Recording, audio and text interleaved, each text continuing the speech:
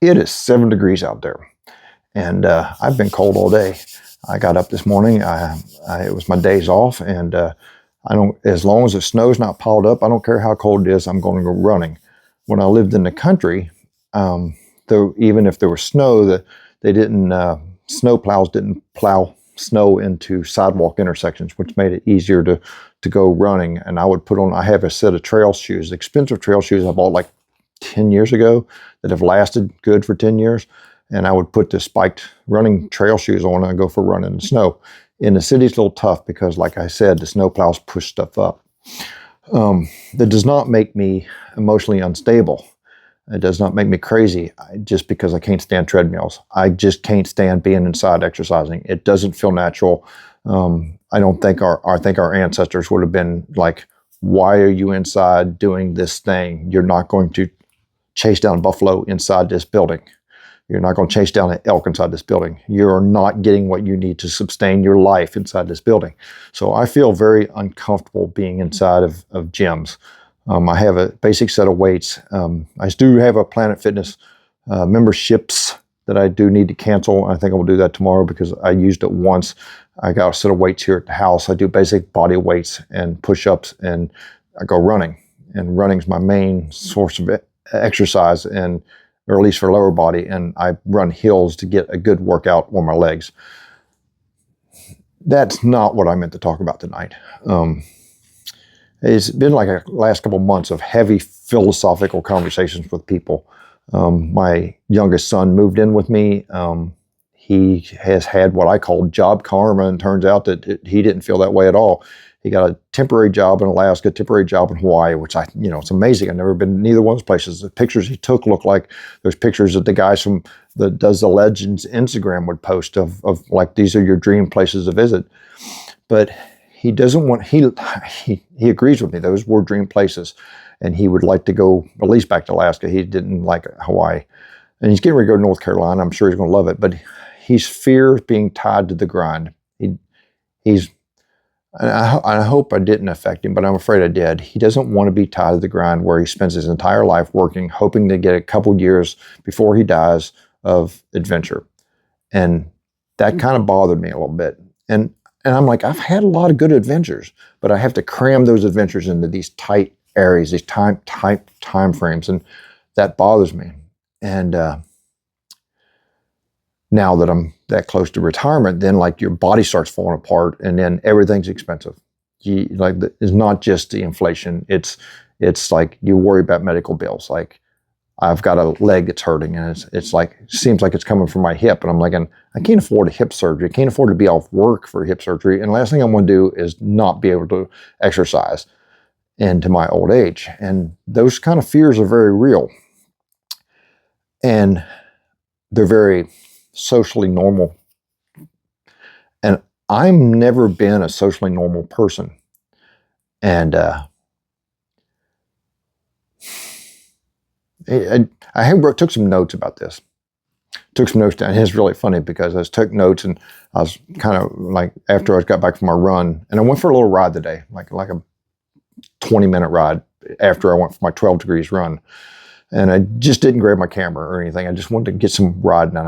I had my running gear on, and which was also, four layers of, Under Armour type stuff, spandex type stuff.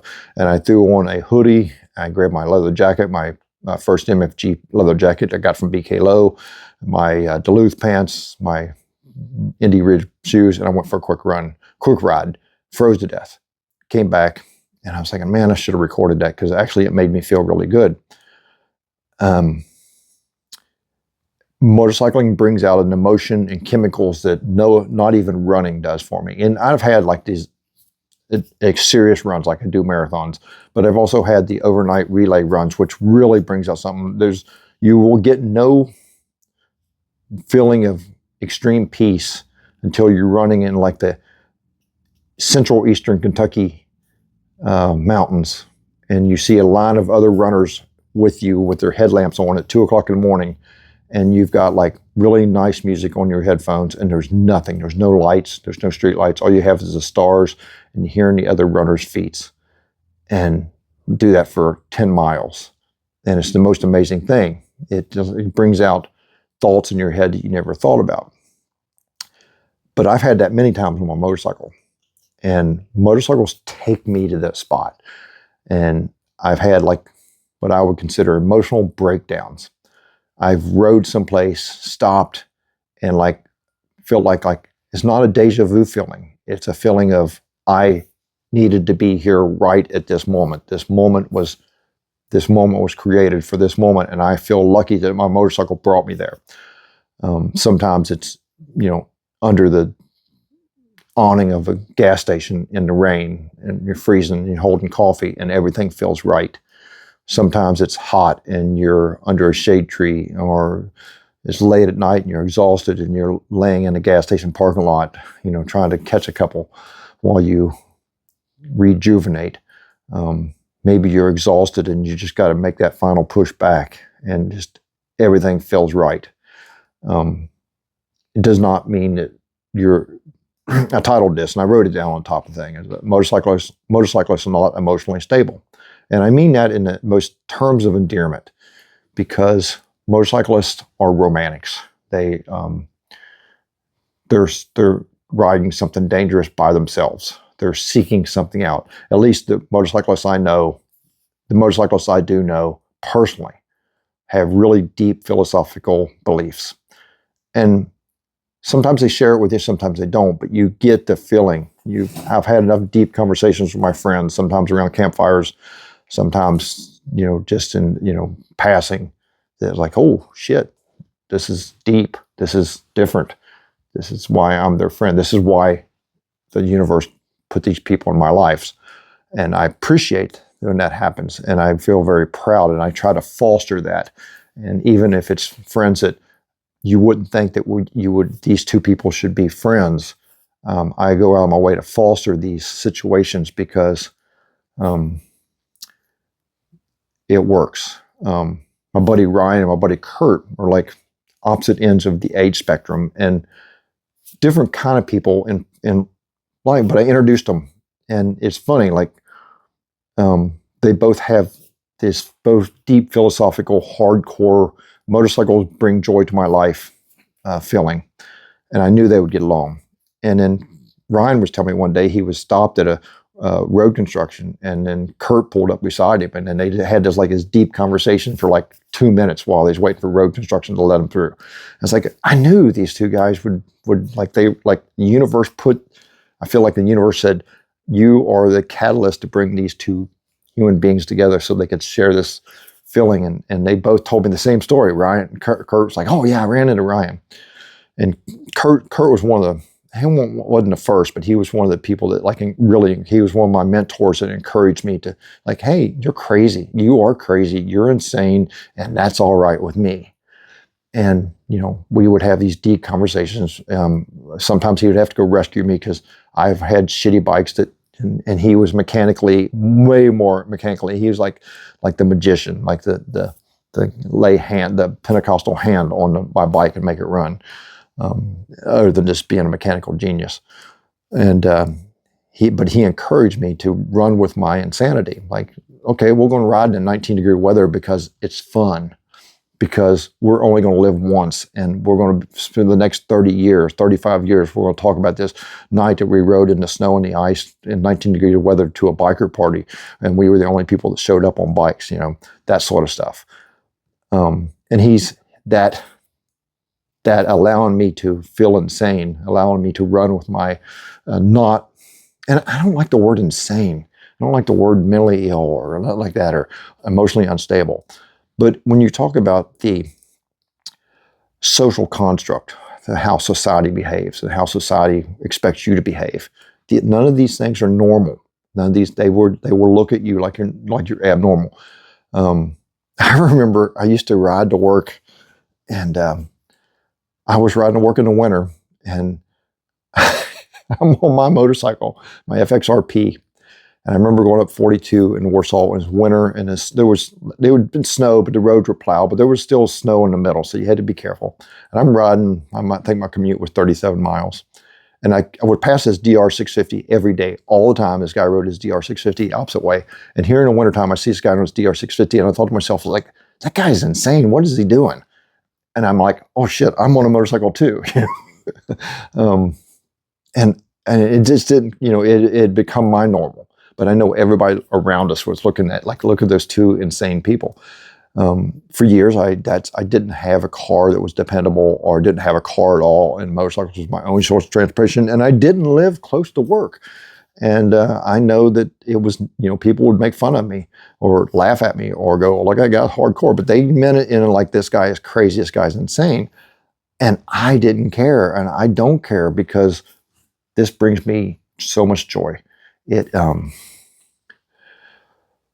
The people in my life that it has brought to me and made me feel like, it was of all the decisions I've made in my life, good, bad, and indifference, bad and indifferent, bad and indifferent, owning motorcycles, no matter how much of a money pit they've become, or how much that I stress about what I spend on them, I don't regret a second of it, because they bring me so much joy and love. And like the 20-minute ride I did today by myself with no camera, no motovlogging, no thoughts.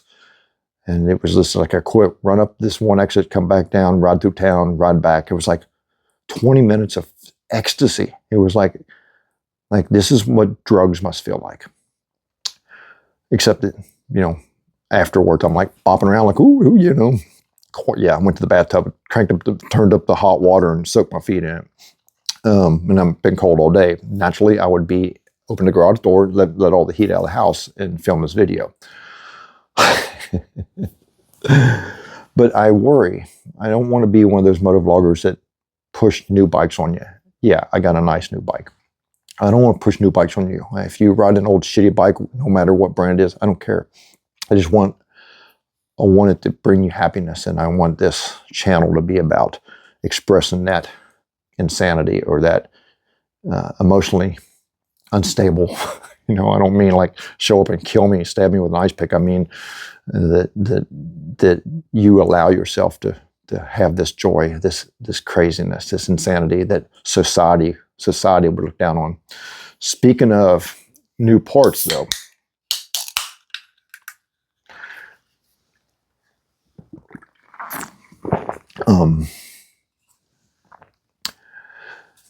it's gluten-free. I kind of like it. All right, I'm going to have to talk a little louder because the furnace just kicked on, and I'm sure Angus is up there ready to kill me, so I have to make this quick.